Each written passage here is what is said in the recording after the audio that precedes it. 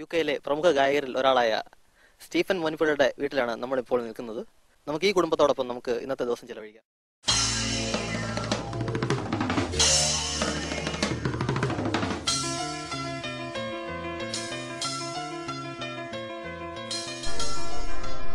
അഴകേ നിൻമിഴി നീർമണി കുളിരിൽ തൂവരുതേ,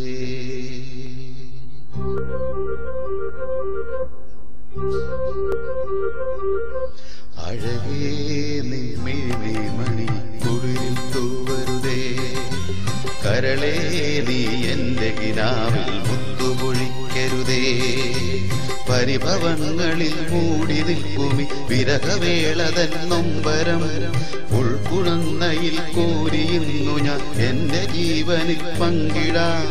ഒരു പെൺമുകിലിനു മഴയിതളേകിയ പൂന്തിരയഴകിനു മിണയഴകാം, അഴകേ നിൻ മിഴി നീർമണി കുളിരിൽ തൂവരുതേ, കരളേ നീ എന്റെ കിനാവിൽ മുത്തുപൊഴിക്കരുതേ.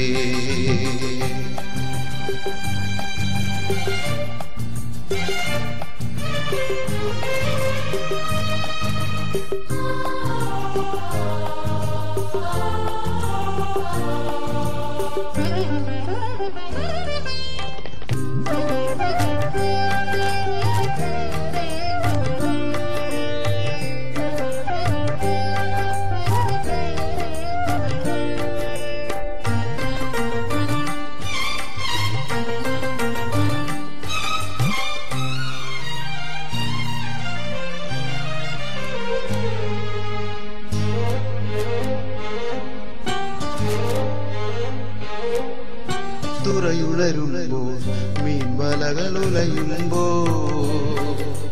തരിവള ഇളകും തിരയിൽ നിൻമൊഴി കേൾക്കേ, ചെന്താരകപ്പൂവാടിയിൽ താലം വിളങ്ങി, ഏഴാക്കടൽ തീരങ്ങളിൽ ഊഞ്ഞാലൊരുങ്ങി, രാവിൻ നീണവുമായി ആരോ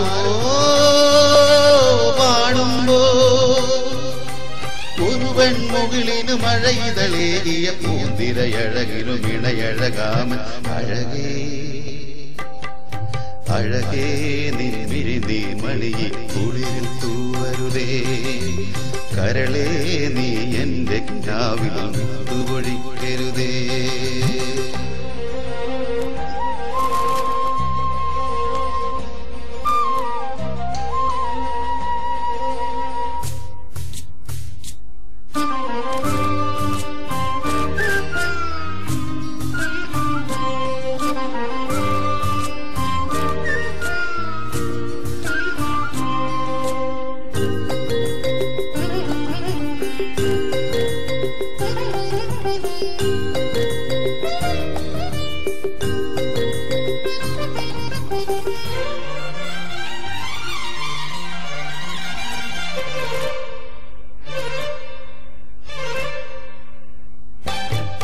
പൂന്തുറയാകെ ചാകരയിൽ മുഴുകുമ്പോ,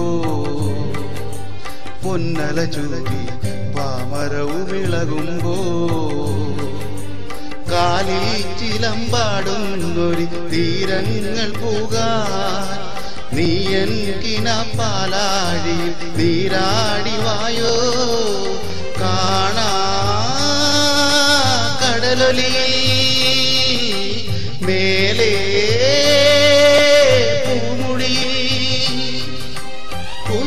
മുകിലിനു മഴയിതളേകിയ പൂന്തിരയഴകിനു മിണയഴകാമൻ, അഴകേ അഴകേ നിൻമിഴി നീർമണി കുളിരിൽ തൂവരുതേ. നാട്ടിലെവിടെയാണ് വീട്? നാട്ടിൽ കോട്ടയം മോനിപ്പള്ളി എന്ന് പറയും. ഓക്കെ, മോനിപ്പള്ളി. ഓക്കെ, എത്ര നാളായി യുകെയിൽ വന്നിട്ട്? യുകെയിൽ വന്നിട്ട് 8 വർഷമാകും. ഇവിടെ എന്ത് ചെയ്യുന്നു? ഇവിടെ നേഴ്സാണ്. ഞാനും എൻ്റെ വൈഫ് രണ്ടുപേരും നേഴ്സാണ്. ഞാൻ സൈക്കാട്രി വർക്ക് ചെയ്യുന്നു അവിടെ ജനറൽ ഹോസ്പിറ്റലിൽ, ഇവിടെ യൂണിവേഴ്സിറ്റി ഹോസ്പിറ്റലിൽ. ഓക്കെ, വൈഫിന്റെ പേരെന്താ? എൻ്റെ പേര് ഷിനി. മോളുടെ പേരെന്താ? വേറെ ഒരു ചെറുക്കനും കൂടെ ഉണ്ട് കേട്ടോ. അവൻ്റെ പേര് സാവിയോ സ്റ്റീഫൻ. അവന് 6 വയസ്സാകുന്നു. ചെറുപ്പത്തിലെ പാടുമായിരുന്നോ? ചെറുപ്പത്തിലെ ഞാൻ ചെറുതായിട്ടൊക്കെ പാടുമായിരുന്നു. ഞാൻ ആദ്യമായിട്ട് പാടിയത്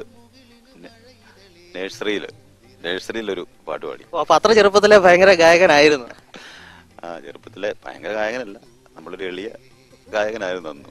നമ്മള് നഴ്സറിയിൽ ഒരു പാട്ട് പാടി, അതിന്റെ ഫോട്ടോ ഇപ്പോഴും വീട്ടിലിരിപ്പുണ്ട്. അത് കഴിഞ്ഞ് ഇങ്ങനെ ഓരോ അവസരങ്ങൾ കിട്ടുമ്പം നമ്മൾ പാടി ഇങ്ങനെ ഒരു എളിയ ഗായകനായി. അപ്പോ ഈ കേരള വോയിസ് എന്ന ഗാനമേള ട്രിപ്പ് നമുക്ക് രണ്ടുപേർക്കും അറിയാം, പക്ഷെ പ്രേക്ഷകർക്ക് വേണ്ടിയിട്ട് ഇത് എന്നാണ് തുടങ്ങിയത്? ഇപ്പൊ തുടങ്ങിയിട്ട് കേരള വോയിസ് തുടങ്ങിയിട്ട് 1 വർഷം ആകുന്നു. കഴിഞ്ഞ വർഷം 2009 തുടങ്ങിയത്. കേരള വോയിസ് കഴിഞ്ഞ വർഷം തുടങ്ങാനുണ്ടായ സാഹചര്യം എന്തായിരുന്നു? തുടങ്ങാനുള്ള സാഹചര്യം എന്ന് പറഞ്ഞാൽ നമ്മൾ UK എല്ലാവരും വർക്ക് ചെയ്യുക, തിരിച്ചു വരിക, പിള്ളേരെ നോക്കുക, ഭക്ഷണം കഴിക്കുക, കിടന്നുറങ്ങുക എന്നുള്ള ഒരു ടൈംടേബിൾ വെച്ചാണല്ലോ പോകുന്നത്. അപ്പം ഞാൻ ഫുൾ ടൈം നേഴ്സാണ്, എൻ്റെ വൈഫ് നേഴ്സാണ്. അപ്പം ഞങ്ങളും ഇതുപോലെ തന്നെ എല്ലാവരും ചെയ്യുന്ന പോലെ തന്നെ ഡ്യൂട്ടി ചെയ്യുക, തിരിച്ചു വരിക, ഭക്ഷണം കഴിക്കുക, പിള്ളേരെ നോക്കുക. ആ സമയത്ത് അവൾ ഡ്യൂട്ടിക്ക് പോകുന്നു, ഞാൻ വീട്ടിലിരിക്കുന്നു, കമ്പ്യൂട്ടറെ കയറുന്നു, അല്ലെങ്കിൽ TV കാണുന്നു, കമ്പ്യൂട്ടറെ കയറി ഓൺലൈൻ പത്രങ്ങളോ ഡെയിലി മലയാളം അങ്ങനെ തുടങ്ങിയ പത്രങ്ങളൊക്കെ വായിക്കുന്നു. അങ്ങനെ സമയം ഇതാക്കുന്നു എന്നുള്ളൂ.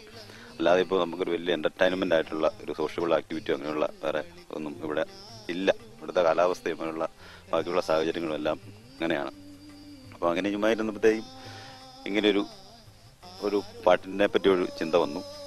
അപ്പോൾ നമ്മൾ പള്ളി ഇവിടെ അത്യാവശ്യത്തിന് പാടും, അതുപോലെ നമുക്ക് ഒരു ഗ്രൂപ്പ് തുടങ്ങാം എന്നൊരു ചിന്ത വരികയും അങ്ങനെ നമ്മുടെ കൂട്ടുകാരെ ഹരീഷ്, ബിജു അങ്ങനെ 2-3 പേരെ കണ്ടെത്തി.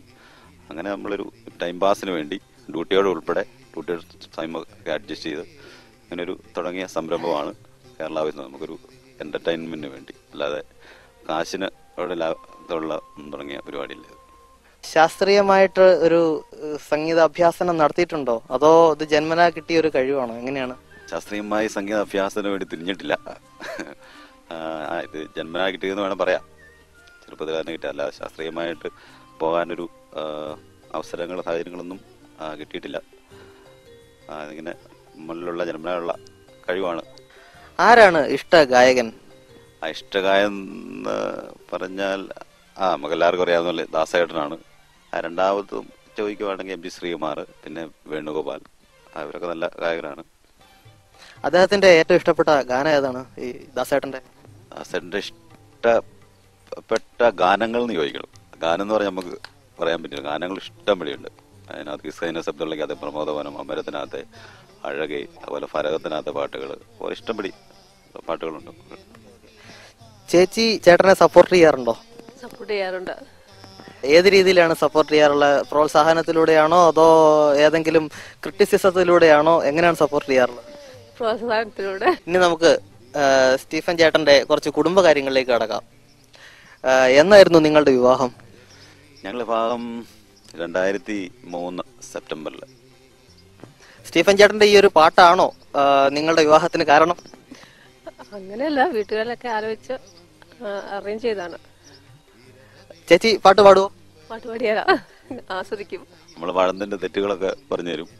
അങ്ങനെയുള്ള ഒരു ക്രിറ്റിസിസം പോസിറ്റീവായിട്ടുള്ള അതൊക്കെ നമ്മൾ വല്ല പ്രാക്ടീസൊക്കെ ചെയ്യുമ്പോഴത്തേക്കും ഇങ്ങനെ അവരോട് ചോദിക്കും എങ്ങനെയാ അതിന്റെ കുറ്റങ്ങളും കുറവുകളൊക്കെ.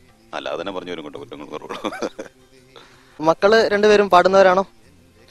മക്കള് ഒരു പിള്ളേരല്ല, പാടാനുള്ള ഒന്നും ആയില്ല. ചുമ്മാ നമ്മള് വീട്ടിലൊക്കെ ചുമ്മാ ഇരിക്കുമ്പോൾ പാടുന്നല്ലാതെ ഒരു സ്റ്റേജിൽ അങ്ങനെയൊന്നും ഒരു പ്രാവശ്യം ഇവിടെ ഒരു പരിപാടി പാടിയിട്ടുണ്ട്, അല്ലാതെ കൂടുതൽ പാടിയിട്ടില്ല. ഡെയിലി മലയാളം പ്രേക്ഷകർക്ക് വേണ്ടി നിങ്ങളുടെ വിലപ്പെട്ട ഈ സമയം ഞങ്ങൾക്ക് വേണ്ടി നീക്കി വെച്ചതിന് എന്റെ പേരിലും ഡെയിലി മലയാളത്തിന്റെ പേരിലും നന്ദി രേഖപ്പെടുത്തുന്നു. Thank you. സംഗീതമേഘം തേൻ സിന്ധും നേരം ആകാശം പൂക്കൾ തൂവും കാലം നാളെ എൻ ഗീതമേ എങ്കും പുലാവുമേ നാളെ എൻ ഗീതമേ എങ്കും പുലാവുമേ என்றும் விழாவே என் வாழ்விலே സംഗീതമേഘം തേൻ സിന്ധും